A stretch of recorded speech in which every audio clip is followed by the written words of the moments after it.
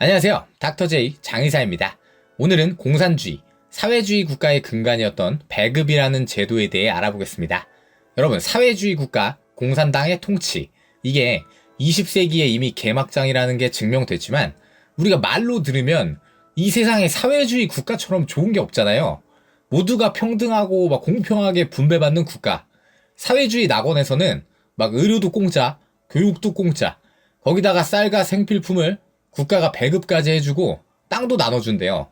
아주 그냥 지상 낙원의 대동사회죠.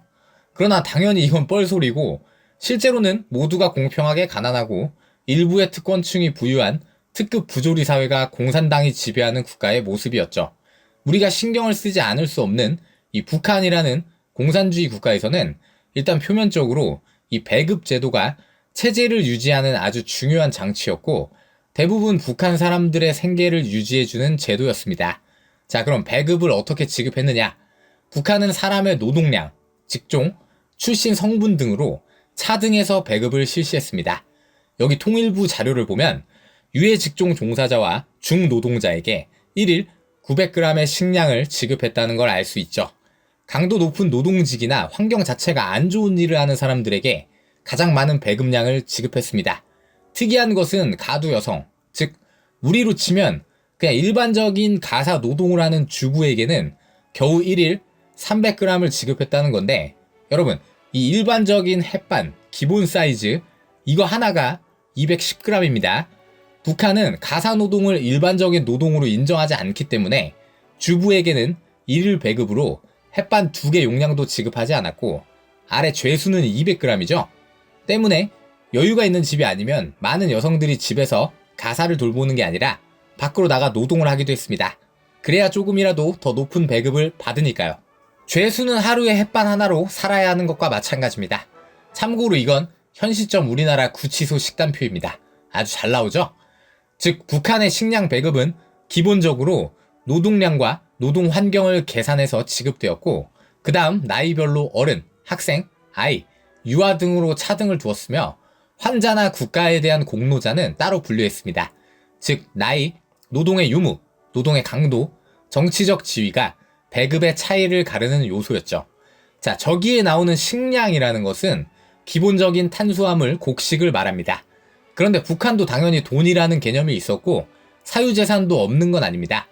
기본 배급은 곡물이었고 대부분의 생필품이나 기타 식량은 배급표를 받아 거기에 약간의 돈을 내고 구매하는 형식이었습니다.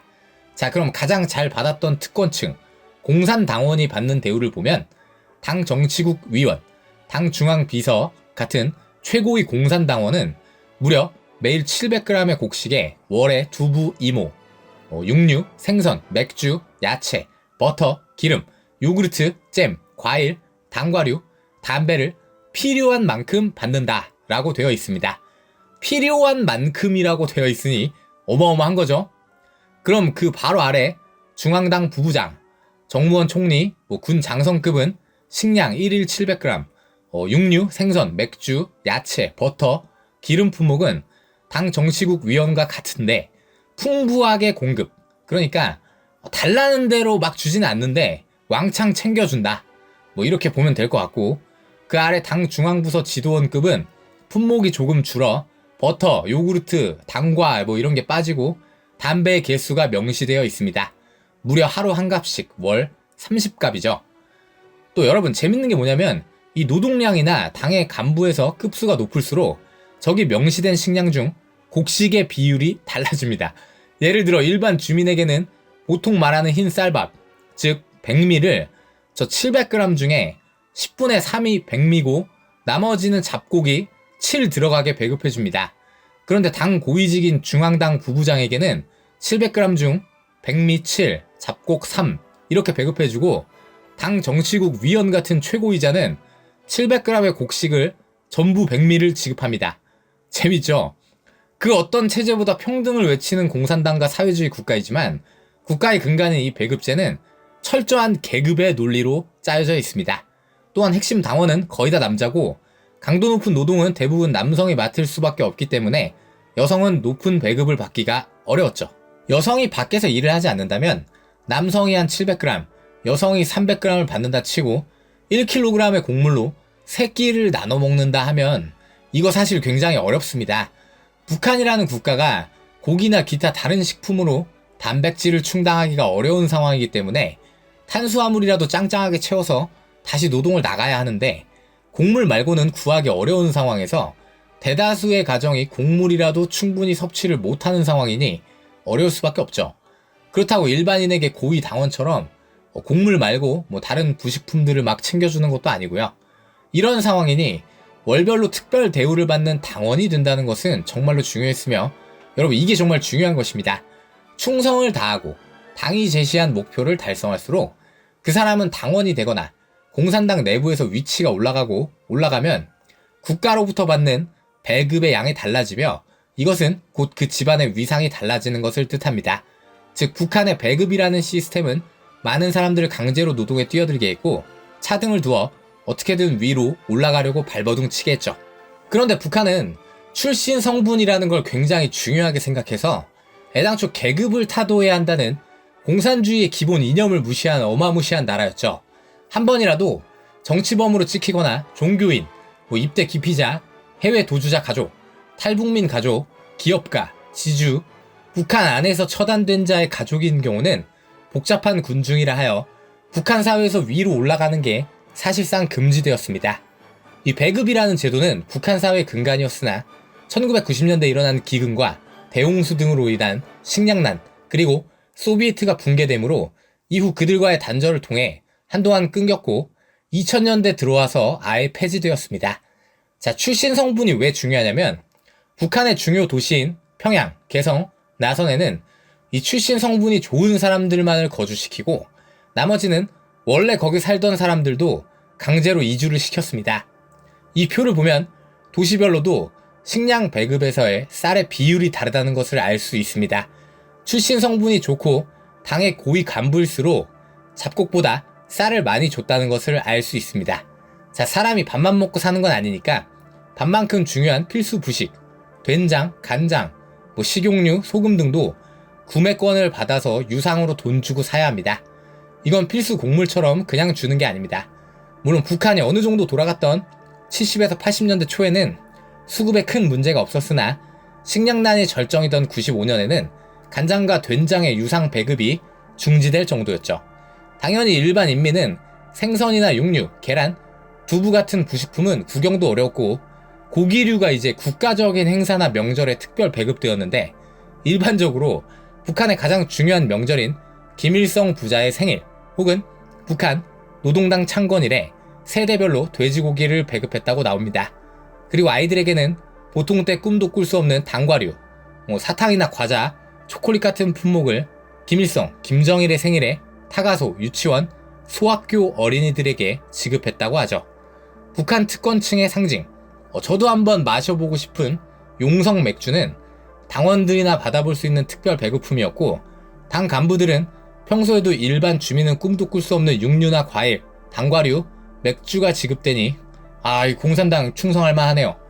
일반 국민들은 쌀도 아까워서 피죽 먹는데 사회주의 맥주는 대체 무슨 맛일까 궁금하긴 합니다. 자, 이처럼 배급제는 북한이라는 국가의 체제 유지를 위한 기본 수단이었고, 더 많은 배급을 받기 위해 노력해야만 하는 아주 그지같은 착취 시스템이었습니다. 그러나 90년대 중반부터는 국가가 더 이상 그들이 말하는 인민들의 생계를 책임질 수 없는 상황에 직면했죠. 2000년대부터는 국가가 배급에 의한 인민들의 생계에 손을 떼고 알아서 시장에 열리고, 북한도 거기서 세금을 징수하고 알아서 식량을 구입하는 게 일상이 되었습니다.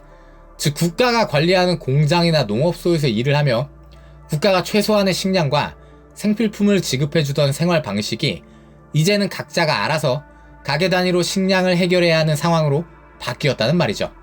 따라서 더 이상 높은 배급을 받거나 국가의 인정을 받기 위해 노력해야 할 필요성도 없어졌고, 오로지 생존을 위한 경제활동이 주가 되었습니다. 여러분 무섭지 않습니까? 인민을 평등하고 안정된 삶으로 이끌어 주겠다던 배급제는 완전히 마비되었고, 지배자에 대한 완전 충성을 강요하던 장치는 사라졌습니다. 최소한 이전까지는 시키는 대로 하면 밥은 줬는데 이제 그것마저도 사라졌다는 말입니다. 이것은 북한의 명분적 통치 기능이 강력하게 상실되었다는 것을 의미합니다. 자, 2024년 기준 대한민국 만 18세 한국 남성의 평균 키는 174.4cm고 몸무게는 72.2kg입니다. 다행입니다. 저는 평균보다 훨씬 큽니다. 북한은 남성 평균 키가 170cm가 넘는다고 주장하고 있으나 당연히 이건 웃기는 이야기고, 실제 우리가 20대 탈북민 남성의 평균 키를 종합해보면 165에서 167cm대로 나옵니다. 얼마나 못 먹으면 북한은 전체 평균 키가 일제강점기 이전 조선시대보다도 겨우 5에서 6cm 정도 성장했다는 논문이 나올 정도입니다. 통일이 된다 해도 이러한 영양 공급의 국가적 해결은 10에서 30년을 봐야 어느 정도 동등해질 거라는 전문가들의 말이 나오고 있습니다. 우리는 배급이라는 시스템이 어떻게 국가적 충성을 이끌어내는 도구로 이용되어 왔고, 평등을 부르짖는 저놈의 공산당 놈들이 얼마나 비참하고 불평등한 시스템으로 그들이 말하는 인민을 착취해 왔는지 알 수 있습니다. 놀랍지 않습니까? 이런 현실인데도 대한민국의 70에서 80년대는 북한이 정말로 이상적 국가고 사회주의적인 시스템이 잘 돌아가는 나라라고 대한민국 안에서도 그렇게 믿고 있는 사람들이 상당히 많았습니다. 특히 80년대는 대한민국이 비약적으로 발전하고, 그때부터는 북한과 분명하게 표면적인 차이가 확 벌어지는 시점인데도 그랬죠. 북한은 쌀 주고 땅 주고 교육, 의료, 다 공짜, 이런 표면적인 광고가 실제 가능했거든요. 그러나 실체는 이렇습니다. 원래 돈에 관심이 없다고 괜히 그러는 인간들이 누구보다 돈에 미쳐있는 법인 것처럼 평등과 투쟁을 외치는 사람들이 오히려 억압과 특권을 더 좋아하죠. 우리는 북한이라는 국가와 허울뿐인 시스템, 배급제를 통해 이를 확인할 수 있습니다. 여러분, 이게 역사가 주는 교훈이 아닐까요? 저런 상황인데도 그래도 최소한의 칼로리를 맞춰주던 70에서 80년대를 많은 북한 주민들은 그래도 좋았던 시절이라고 대부분이 회상하고 있습니다. 인간이란 국가나 통치자가 최소한의 생계를 맞춰주면 그것만으로도 최악의 현실인 지금의 상황보다 나으니, 그래도 그땐 살만은 했어 라고 생각한다는 것입니다. 일단은 의식주가 발달해야 사람은 그 다음 생각을 할 수 있다는 것이죠. 60년대 쌀밥에 고깃국이라는 목표가 아직까지도 해결되지 않은 나라에서 사람들이 사회적 모순을 제대로 생각할 수가 없게 되는 것입니다. 당장 하루 끼니를 걱정해야 하는 상황이니까요. 마치 해방 후 이승만이 문맹을 퇴치하기 위해 교육에 열성을 들이니 그 당시만 해도 배운 사람들이었던 중학생, 고등학생들이 정부와 사회의 모순을 말하며 4.19 혁명에 앞장섰던 것처럼 말입니다. 배급이라는 시스템이 사라지고 민간시장 등의 경제활동을 인정한 북한은 세금을 걷고 상황을 타개하기 위해 화폐개혁도 하고 나름 노력했지만 전부 다 실패로 돌아갔고 국제적인 대북 제재까지 받으며 상황은 최악입니다. 이 최악의 나라, 북한이라는 국가에서 있던 배급제를 기억하고 공산당과 사회주의라는 시스템이 어떠한 방법으로 또 다른 계급을 만들고 그 체제를 유지시켰는지 모두가 눈여겨봐야 할 것입니다.